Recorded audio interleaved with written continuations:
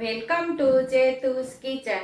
આજે આપણે બનાવવાના છીએ લગ્ન પ્રસંગમાં હોય તેવા સેન્ડવિચ ઢોકળા। અહીંયા આપણે 1.5 કપ જેટલો રવો, અહીંયા આ માપનો 1.5 કપ આપણે રવો લીધો છે અને અહીંયા આપણે જે સેન્ડવિચ ઢોકળાની અંદર વચ્ચે જે ગ્રીન લેયર હોય છે એની આપણે આ ચટણી બનાવવા માટે અહીંયા લીલા ધાણા, ફોદીનો, ગળપણ માટે ખાંડ અને લીંબુ અને 1 ઇંચ આદુનો ટુકડો, 3 લીલા મરચાં, ઈનો પાઉચ જોશે અને અહીંયા આપણે ખટાશ માટે છાશ કે તમે દહીં પણ લઈ શકો છો અને અહીંયા તેલ લીધું છે। 1.5 કપ આપણે અહીંયા રવો લીધો છે ને, તો એની સામે આપણે 2 કપ છાશ જોશે, પણ આપણે પહેલા 1 કપ છાશ ઉમેરી અને આપણે મિક્સ કરશું।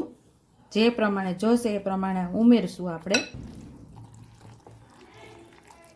અહીંયા આપણે 1 કપ છાશ ઉમેરી દીધી છે। હવે આપણે બીજો કપ છાશ લેશું આમાંથી। હવે આપણે ઉમેરતા જાશું અને મિક્સ કરતા જાશું, જેટલી જોશે એ પ્રમાણે ઉમેરશું।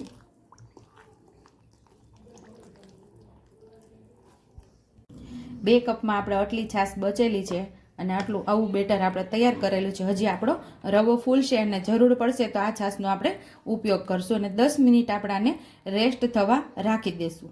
હવે આપણે ગ્રીન ચટણી તૈયાર કરશું। તો અહીંયા આપણે લીલા મરચાં ઉમેરી દઈશું, ફુદીનો,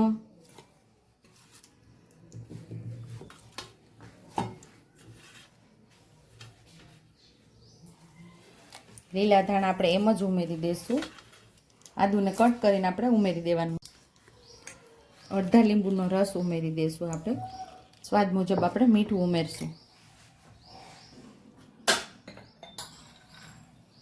3 ચમચી જેટલા માંડવીના દાણા ઉમેરશું,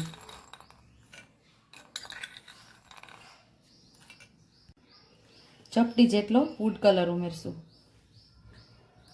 ફૂડ કલર ઉમેરવો ઓપ્શનલ છે। 1 નાની ચમચી જેટલું જીરું ઉમેરશું, 1.5 ચમચી જેટલી ખાંડ ઉમેરશું।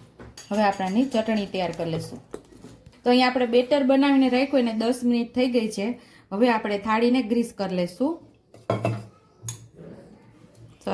એકદમ વ્યવસ્થિત સરખું લગાવી લેવાનું છે ડીશની અંદર।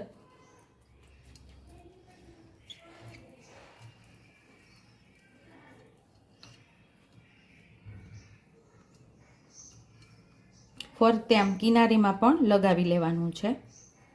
હવે આપણે બેટર તરફ જશું।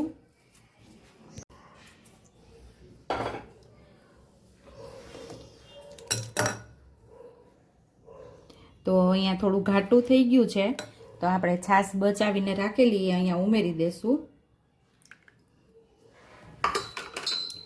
સ્વાદ મુજબ આપણે અહીંયા મીઠું ઉમેરશું,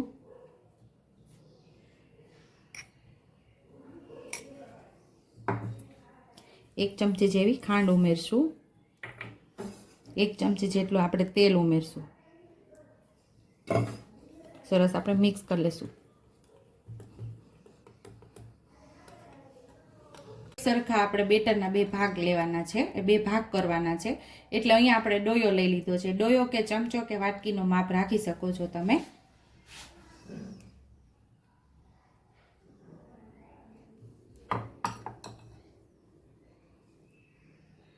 દોઢ ડોયા જેટલું બેયમાં ઉમેરેલું છે ને અહીંયા આપણે થોડું બેટર બચાવીને રાખેલું છે, સાવ થોડું। એની અંદર આપણે ગ્રીન ચટણી ઉમેરીને કરવાનું છે।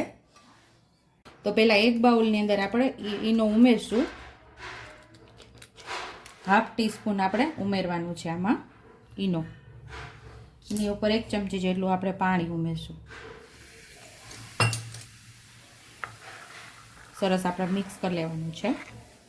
ઈનો સરસ મિક્સ થઈ જવો જોઈએ આપણા બેટર સાથે, મસ્ત એવું હલાવી લેવાનું છે। અહીંયા આપણે બેટર ડીશની અંદર ઉમેરી દેવાનું છે। પહેલો ભાગ આપણે ઉમેરી દેવાનો છે। એવી રીતે 3 કોટ આપણે કરવાના છે। લેયર્સવાળા જે ઢોકળા બનાવીએ એ બનાવીએ છીએ આપણે। અને આપણે બધી તૈયારી કરતા હતા ત્યાં આપણે ઢોકળિયામાં પાણી ગરમ થવા રાખી દીધું હતું અને હવે આપણે આને 5 મિનિટ સ્ટીમ કરવાનું છે। 5 મિનિટ આપણે આને ફૂલ ગેસ ઉપર થવા દેવાનું છે। 5 મિનિટ આપણે સ્ટીમ થતા થઈ ગઈ છે, તો હવે આપણે વચ્ચેનું બેટર તૈયાર કરી લઈએ।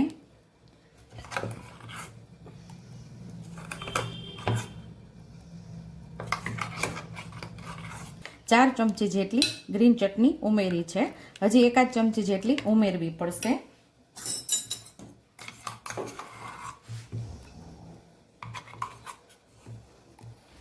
કુલ 6 ચમચી આપણે અહીંયા ગ્રીન ચટણી ઉમેરેલી છે. હવે આપણે વચ્ચેનું બેટર ઉમેરી દેશું. 5 મિનિટ થઈ ગઈ છે. હવે ખોલીને ઉમેરી દઈએ આપણે.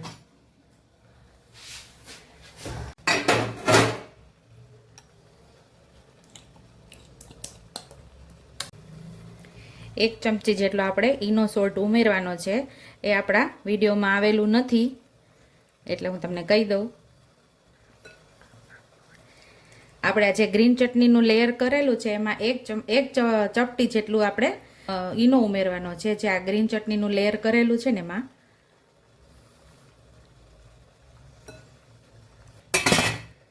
હવે આપણે આને 3 મિનિટ સ્ટીમ થવા દેવાનું છે. અહીં આપણે ઓલું જે ગ્રીન બેટર ઉમેર્યું એને 3 મિનિટ થવા આવી છે. તો આ બેટરને તૈયાર કરી લઈએ. તો ½ ટીસ્પૂન જેટલો ઈનો ઉમેરી, થોડું પાણી ઉપરથી ઉમેરી એક્ટિવેટ કરી લઈશું આપણે.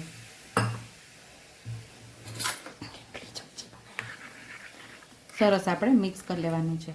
આપણે મિક્સ કરી લીધો છે. હવે આપણે 3 મિનિટ કમ્પ્લીટ થઈ ગઈ છે. હવે આ બેટરને ઉમેરી દઈશું.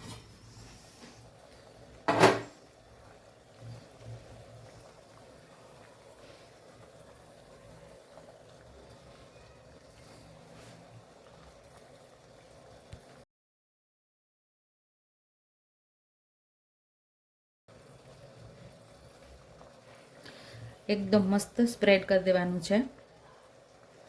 હવે આપણે 8 મિનિટ સુધી આપણાને સ્ટીમ થવા દેવાનું છે. બધા ઢોકળા મસ્ત એવા સ્ટીમ થઈ જાય. ને ઉપરથી આપણે થોડું લાલ મરચું પાવડર સ્પ્રિંકલ કરી લેશું. આ જગ્યા ઉપર તમને મરી પાવડર ભાવતો હોય તો તમે મરી પાવડરનો ઉપયોગ કરી શકો છો. અહીંયા આપણે હવે ઢાંકીને 8 મિનિટ સુધી આપણે સ્ટીમ થવા દેવાનું છે. તો અહીંયા આપણે સ્ટીમ થાય છે અને 10 મિનિટ થઈ ગઈ છે. હવે આપણે જોઈ લેશું. હવે ચાકુથી આપણે જોઈ લેશું. તો ચાકુ આપણું ક્લીન આવે છે એટલે આપણા ઢોકળા થઈ ગયા છે. થોડી વાર આપણે આને ઠંડા થવા દઈશું અને પછી આપણે એની ઉપર વઘાર કરશું. એક નાના ચમચા જેટલું તેલ ઉમેરશું. તેલને સરસ ગરમ થવા દઈશું.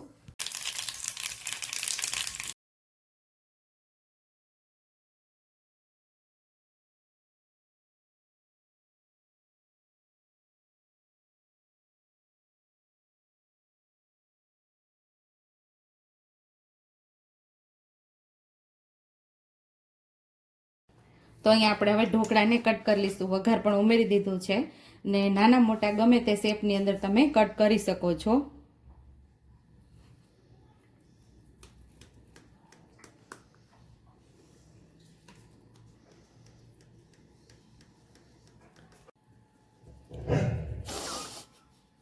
ઉપરથી થોડા લીલા ધાણાથી આપણે ગાર્નિશ કરી દઈશું. હવે આપણે સર્વ કરી લઈશું. તો લગ્ન પ્રસંગમાં હોય તેવા સ્પોન્જી અને એકદમ ટેસ્ટી એવા આપણા સેન્ડવિચ ઢોકળા તૈયાર છે.